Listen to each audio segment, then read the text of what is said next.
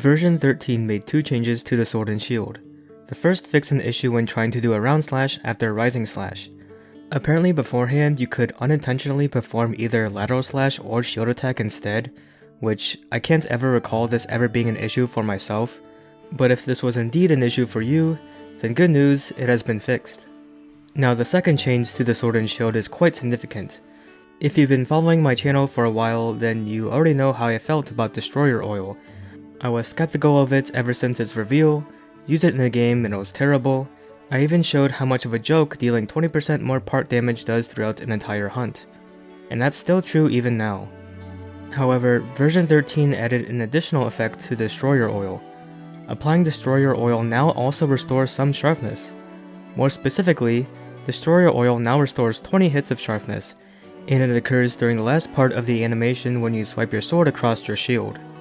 This new effect is great on its own, but the biggest consequence of this is that Destroyer Oil can now be a quick way to activate the armor skill Grinder S. At level 2, Grinder S increases raw damage by 10% and elemental damage by 7.5% for 60 seconds when you restore 2 levels of sharpness, such as going from blue to purple. Level 3 has the same effect except it lasts for a minute and a half. If we want to make a build around Destroyer Oil and Grinder S, we need a Sword and Shield that goes from blue to purple within 20 hits of sharpness. The Ibushi Sword and Shield seems to be the perfect option since it goes from blue to purple instantly. It also has 340 raw, 21 dragon, and a level 2 rampage slot. Its biggest weakness, however, is that it has no slots, so it'll be a little difficult to fit in more skills in your build.